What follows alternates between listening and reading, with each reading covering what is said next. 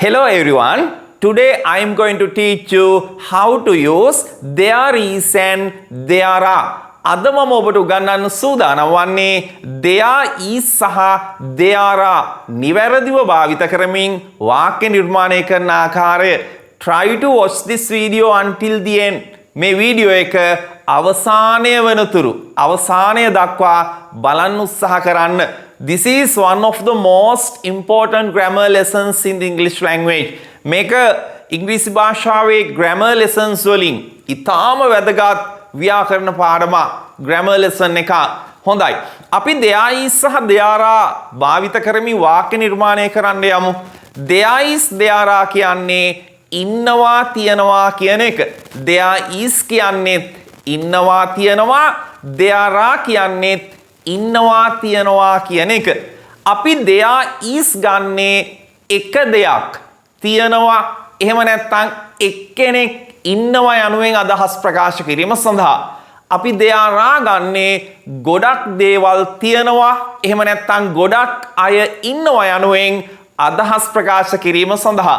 සරලවම කිව්වොත් there is සමග අපි ගන්නේ singular noun එකක්, ඒක වචන නාම පදයක්. there are එක ගන්නේ අපි plural noun එකක්, බහුවචන නාම පදයක්. හොඳයි. අපි මෙන්න මෙහෙම වාක්‍ය කියනවනේ. පෑනක් තියනවා, පරිගණකයක් තියනවා, බල්ලෙක් ඉන්නවා. මම මේ සරලව ඔබට කියලා දෙන්නේ ආරම්භයේදී. කොහොමද මෙන්න මෙහෙම අදහස් කියන්නේ? පෑනක් තියනවා. there is a pen. පෑනක් කියනකොට අල් කයන්න ගන්න තමයි දැම්මේ. සරලව ඔබ එහෙම මතක තියාගන්න. පෑනක් තියනවා. there is a pen. පොතක් තියනවා. there is a book. පූසෙක් ඉන්නවා. there is a cat. ගැහැණු ළමයෙක් ඉන්නවා. there is a girl. හොඳයි. මේ සමගම අපිට පුළුවන් ඉන්න තැන එහෙම නැත්නම් තියෙන තැන නිපාත පදයක් දාලා කියන්න. අපි මෙන්න මෙහෙම වාක්‍යයක් කියමු. පෑනක් තියනවා මේසය උඩ. දැන් ඔබ දන්නවා පෑනක් තියනවා කියන්න කොහොමද කියන්නේ? there is a pen. මේසය උඩ කියනකොට අපි on කියන නිපාතය තමයි භාවිත කරන්නේ. හැබැයි මතක තියාගන්න on table කියන්නේ නැහැ අපි. අනිවාර්යයෙන්ම the දැමිය යුතුයි. on the table. මේසය උඩ on the table. there is a pen on the table. මේසේ උඩ පෑනක් තියනවා. there is a pen on the table.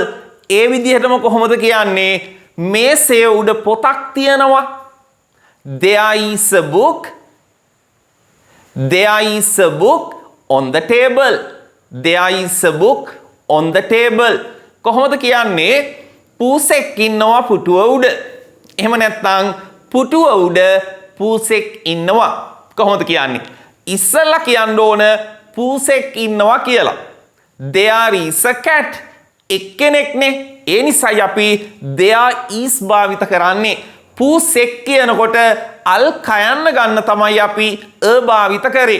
there is a cat. පූසෙක් ඉන්නවා. පුටුව උඩ on the chair.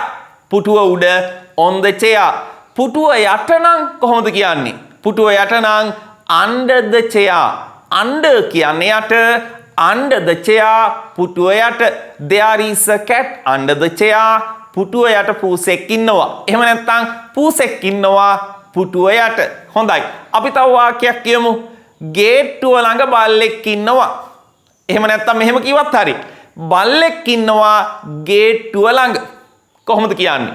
ඉස්සලා කියන්න ඕන බල්ලෙක් ඉන්නවා කියලා. there is a dog. බල්ලෙක් ඉන්නවා. there is a dog. බල්ලෙක් ඉන්නවා. ගේට්ටුව ළඟ. ළඟ කියනකොට අපි at කියන නිපාත පදේ use කරනවා. at the gate. at gate කියන්නේ අනිවාර්යයෙන්ම the දැමිය යුතුමයි. at the gate. ගේට්ටුව ළඟ. there is a dog at the gate. ගේට්ටුව ළඟ බල්ලෙක් ඉන්නවා. හොඳයි. මෙන්න මේ වාක්‍ය බලන්න. මේසය උඩ පරිගණකයක් තියනවා. එහෙම නැත්නම් පරිගණකයක් තියනවා මේසය උඩ. කොහොමද කියන්නේ? දැන් ඔබ දන්නවා කියන විදිහ. there is a computer. පරිගණකයක් තියනවා මේසේ උඩ on the table. මේසේ උඩ on the table. There is a computer on the table. මේසේ උඩ පරිගණකයක් තියෙනවා. කොහොමද කියන්නේ මට පරිගණකයක් තියෙනවා කියලා? එතනදී අයිතියක්නේ හැඟවෙන්නේ නේද? මට පරිගණකයක් තියෙනවා, ඇයට පරිගණකයක් තියෙනවා, කාංචනාට පරිගණකයක් තියෙනවා. එතකොට අයිතියක් හැඟවෙන්නේ. අයිතියක් හැඟවීමේදී අපි භාවිත කරන්නේ have සහ has කියන පද දෙක. වර්තමානයේදී have has භාවිත කරනවා. මට පරිගණකයක් තියෙනවා, I have a computer. ඇයට පරිගණකයක් තියෙනවා, she has a computer.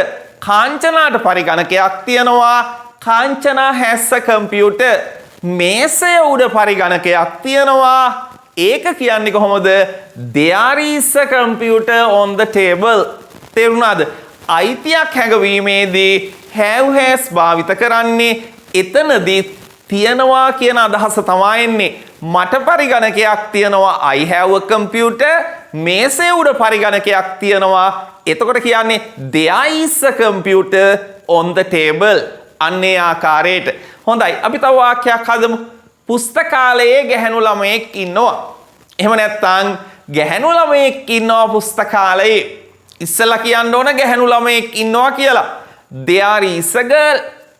ගැහැණු ළමයෙක් ඉන්නවා පුස්තකාලයේ. In the library. In the library. පුස්තකාලයේ. There is a girl in the library. පුස්තකාලයේ ගැහැණු ළමයෙක් ඉන්නවා. ලංකාව වටේට ලස්සන මුහුදු වෙරළක් තියෙනවා. ලංකාව වටේට ලස්සන මුහුදු වෙරළක් තියෙනවා. ලස්සන මුහුදු වෙරළක් කොහොමද කියන්නේ? There is a fantastic beach. ලස්සන මුහුදු වෙරළක් තියෙනවා. There is a fantastic beach. ලංකාව වටේට, ශ්‍රී ලංකාව වටේට, වටේට කියනකොට අපි around කියන පදය preposition එක භාවිත කරනවා. Around Sri Lanka. There is a fantastic beach around Sri Lanka. There is a fantastic beach around Sri Lanka. ශ්‍රී ලංකාව වටේට ලස්සන මුහුදු වෙරළක් තියෙනවා. පැහැදිලි නේද? ඔය විදිහට අපිට වාක්‍ය නිර්මාණය කරන්න පුළුවන්කම තියෙනවා. අපි තව වාක්‍යයක් ගමු. මගේ පාසලේ ආපන ශාලාවක් තියෙනවා. මගේ පාසලේ ආපන ශාලාවක් තියෙනවා. There is a canteen in my school. There is a canteen in my school. හරිම ලේසි. කොහොමද කියන්නේ? මගේ ගමේ පන්සලක් තියෙනවා. මගේ ගමේ පන්සලක් තියෙනවා. ඉස්සෙල්ලා කියන්න ඕන පන්සලක් තියෙනවා කියලා. පන්සලක් තියෙනවා කියන්නේ කොහොමද? There is a temple. මගේ ගමේ in my village. There is a temple in my village. There is a temple in my village. මගේ ගමේ පන්සලක් තියෙනවා. ඔය විදිහට තමයි there is දාලා වාක්‍ය නිර්මාණය කරන්නේ. හොඳින් මතක තියාගන්න. එතකොට එක දෙයක් තියෙනවා.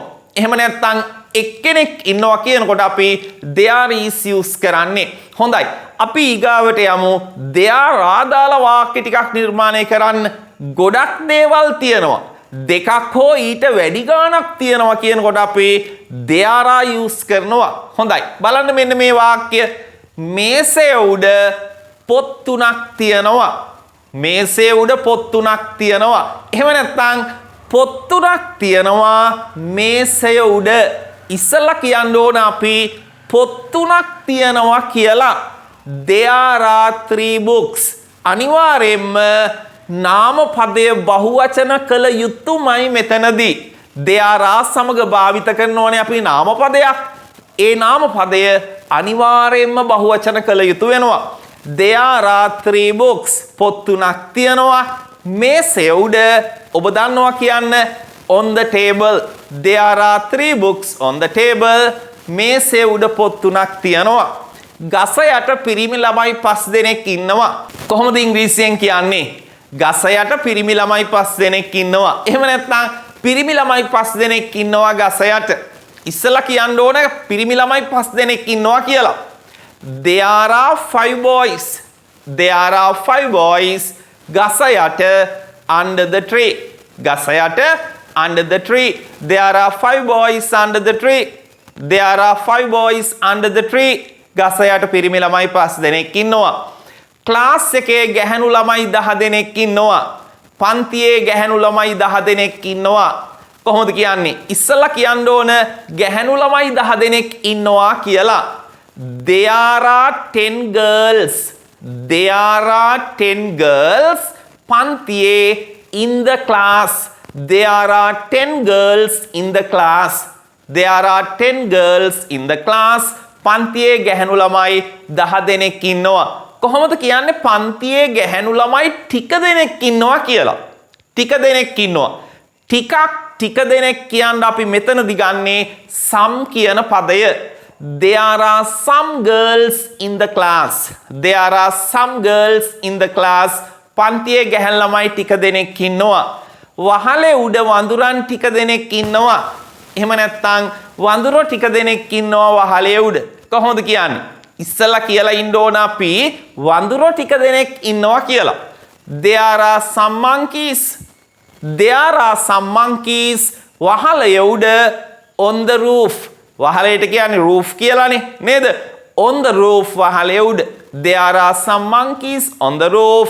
වහලේ උඩ වඳුරන් ටික දෙනෙක් ඉන්නවා. හොඳයි. කොහොමද මෙන්න මේ වාක්‍ය කියන්නේ? මගේ පාසලේ ආපන ශාලා 3ක් තියෙනවා.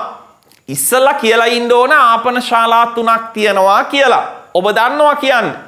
There are 3 canteens. There are 3 canteens. මගේ පාසලේ in my school. There are 3 canteens in my school. There are 3 canteens in my school. මගේ ඉස්කෝලේ මගේ පාසලේ ආපන ශාලා 3ක් තියෙනවා. ඉතින් ඔබ මතක තියාගන්න එදිනෙදා කතනයේදී මේ there is there are නිතරම අපිට අවශ්‍ය වෙනවා. නිවැරදිව යූස් කරන්න. අයිතියක් හැඟවෙන්නේ නැහැ මෙතන. අයිතියක් හැඟවෙන්නේ නැහැ.